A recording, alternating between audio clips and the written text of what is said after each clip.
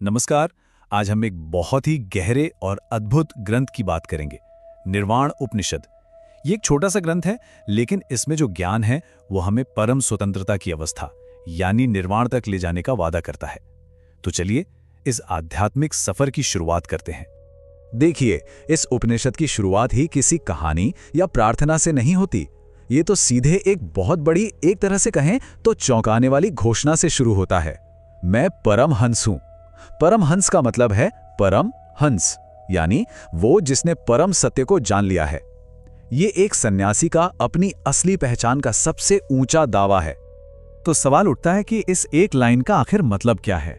असल में पूरा का पूरा ग्रंथ बस इसी एक बात की व्याख्या है। ये उस परम अनुभव को समझने के बारे में है जिसे सो अहम भी कहते हैं, मतलब मैं ही वो हूं। यहां सन्यासी खुद को ये शरीर नहीं मानता, बल्कि ब्रह्म यानी इस पूरे ब्रह्मांड की जो परम चेतना है उसके साथ खुद को एक मानता है। अब यहां से बात और भी दिलचस्प हो जाती है। एक सन्यासी की दुनिया में साधारण चीजों के मतलब ही पूरी तरह बदल जाते हैं। उनका सहारा, उनका खेल, उनकी प्रार्थना, हर चीज का एक बिल्कुल नया, एक गहरा अर्थ होता है। चलिए देखते हैं कैसे। जैसे कि खेल, क्रीड़ा, हमारे लिए तो ये मनोरंजन है, राइट? लेकिन एक सन्यासी के लिए दुनिया के साथ उनका जो भी जुड़ाव है, उनका जो खेल है, वो सिर्फ और सिर्फ करुणा है। उनकी हर एक क्रिया दूसरों के प्रति दया भाव से ही निकलती है। और वो जो लाठी होती है सन्यासी के हाथ में, जिसे दंड कहते हैं, वो सहारे का प्रतीक है। पर इस उपनिषद के हिसाब से उनका असली सहारा कोई लकड़ी का डंडा नहीं है, बल्कि उनका अपना विवेक, उनका अपना गहरा चिंतन है। यही वो चीज है जो उन्हें सही रास्ते पर टिकाए रखती है। और उनकी प्रार्थना की माला, वो भी किसी मोतियों की नहीं बनी है। उनकी असली माला तो वो आंतरिक आध्यात्मिक आनंद है, वो ब्लिस है जो उन्हें हर पल महसूस होता है। यही उनकी लगातार चलने वाली प्रार्थना है, यही उनका असली जप है। और भोजन का क्या? वो जो भिक्षा में मिल गया, बस वही। और ये सिर्फ पेट भरने की बात नहीं है, ये एक प्रतीक है भविष्य की चिंता से, इच्छाओं से पूरी तरह मुक्त होने का। ये इस अस्तित्व पर एक संपूर्ण भरोसे का जीवन है।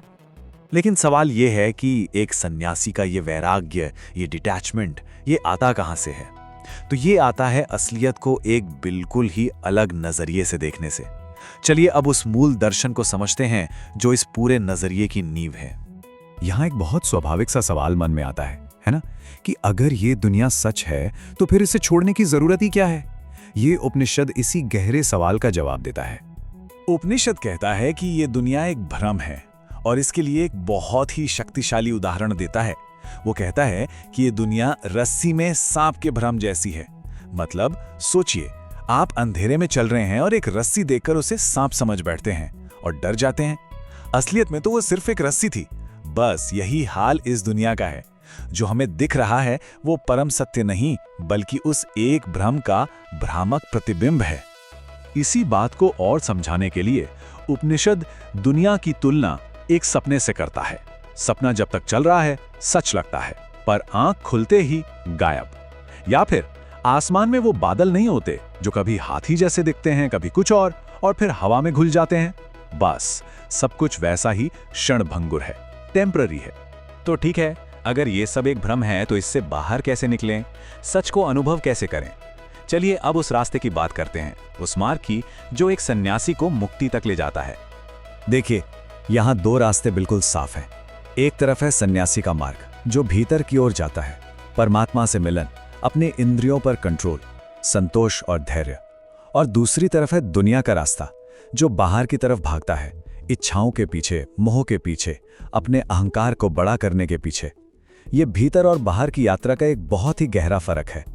तो ये जो आध्यात्मिक यात्रा है ना, इसे एक साफ रास्ते की तरह बताया गया है। पहला कदम इसकी दीक्षा ही है ईश्वर के साथ एक हो जाना।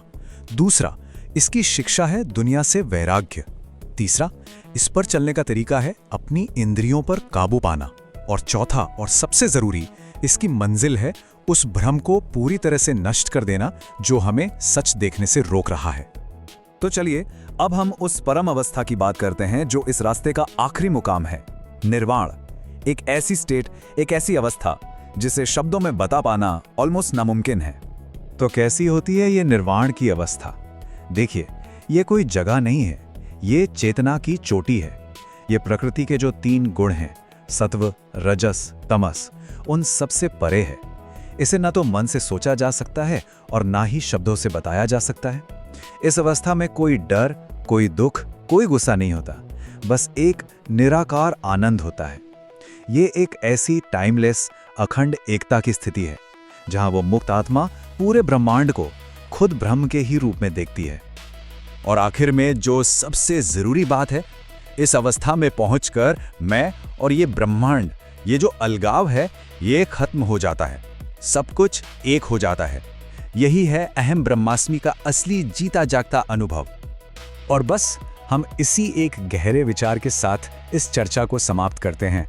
ये प्राचीन ज्ञान हमें पूर्ण स्वतंत्रता का एक रास्ता दिखाता है और हमें ये सोचने पे मजबूर करता है कि आज की इस मॉडर्न दुनिया में हमारे लिए सच्ची आज़ादी का, सच्ची स्वतंत्रता का असली मतलब क्या है। ये एक ऐसा सवाल है जिसका जवाब शायद हम सबको अपने अपने अंदर ही खोजना होगा।